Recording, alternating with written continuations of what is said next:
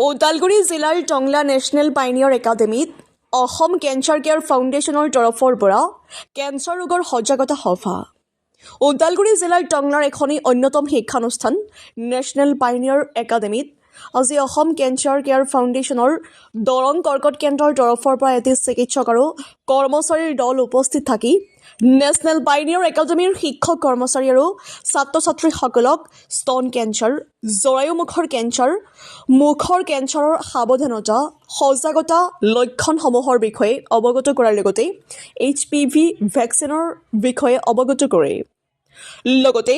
দৰং কৰ্কট কেন্দ্ৰত উপলব্ধ চিকিৎসা সেৱাসমূহৰ বিষয়ে আৰু মুখৰ কৰ্কট ৰোগ,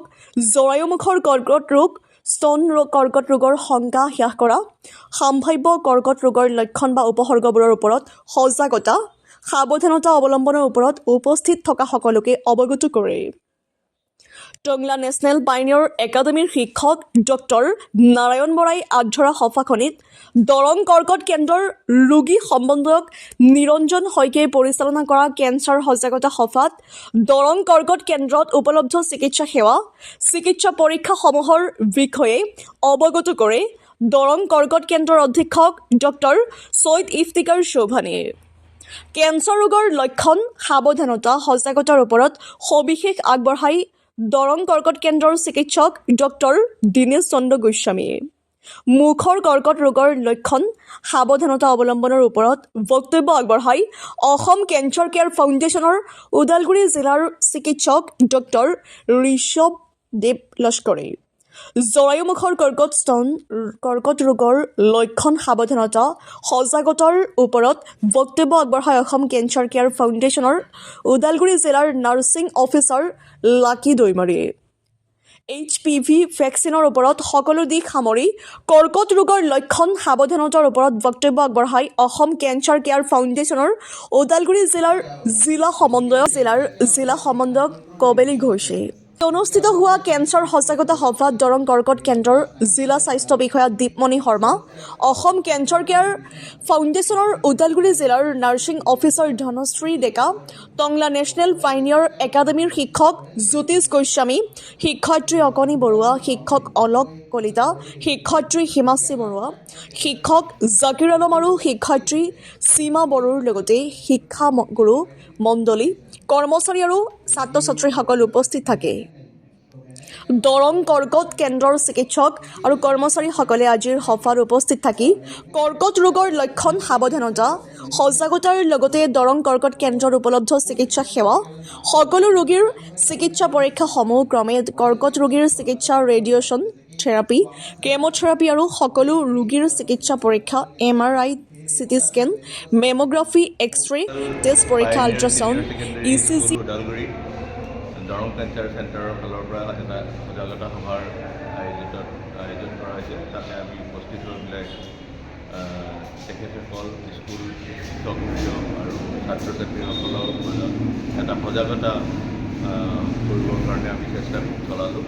আমি তেখেতসকলক আমাৰ হস্পিটেলৰ বিশেষজ্ঞ আৰু দাঁতৰ বিশেষজ্ঞকে আদি কৰি ডিষ্ট্ৰিক্ট কোঅৰ্ডিনেটৰকে আদি কৰি তেখেতসকলে সকলোৱে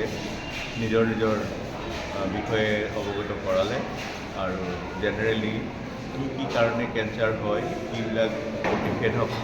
আছে আৰু যিবিলাকে কৰিলে আমি কেঞ্চাৰৰ পৰা আমাক মুক্ত কৰিব পাৰোঁ সোনকালে, সেই বিষয়ে আলোচনা কৰা গ'ল। আৰু উদ্দেশ্যটো এনেকুৱা আছিলে যে এই ছাত্ৰ ছাত্ৰীসকল তেওঁলোকৰ ঘৰখন বা পৰিয়াল বা তেওঁলোকৰ চুবুৰীটো বা গাঁও বা অঞ্চলৰ তেওঁলোক একোজন প্ৰতিনিধি, একোজন এম্বেচেডৰ, আৰু তেখেতসকলে যদি এইখিনি সময়তে কেঞ্চাৰৰ বিষয়ে বুজি পায় আৰু তেওঁলোকৰ তাত যদি ভগৱানে নকৰক কাৰোবাৰ যদি হৈ আছে, তেওঁলোকক দিহা পৰামৰ্শ জনাব পাৰিব, বুজাব পাৰিব, তেওঁলোকক ডাক্তৰৰ ওচৰলৈ, আমাৰ হস্পিটেললৈ লৈ আহিবৰ কাৰণে উদগনি জনাব পাৰিব, বুজাব পাৰিব। এইটোৱে উদ্দেশ্য। আৰু যিমান সোনকালে কেঞ্চাৰটো ধৰা পৰে আৰু ট্ৰিটমেণ্টটো আৰম্ভ কৰাব পাৰি, তাৰ ওপৰত গুৰুত্ব দিয়া গৈছে আৰু সেই বস্তুটো তেওঁলোকক বুজোৱা গৈছে। তেওঁলোকে তাৰ সেইমতে যদি কাৰোবাৰ হৈছে তেওঁলোকে অতি সোনকালে যদি মেডিকেল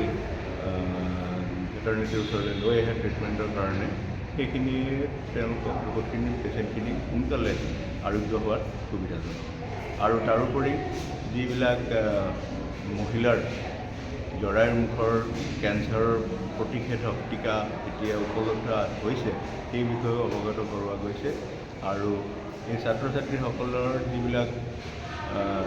তেওঁলোকক এইটো বুজোৱা গৈছে যিবিলাক বেয়া সেৱন কৰিলে বেয়া হয়, যেনে তামোল পাণ চিগাৰেট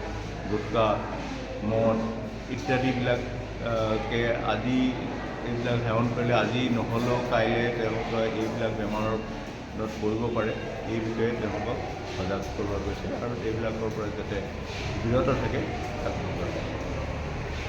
বিশেষ নাই। ধন্যবাদ।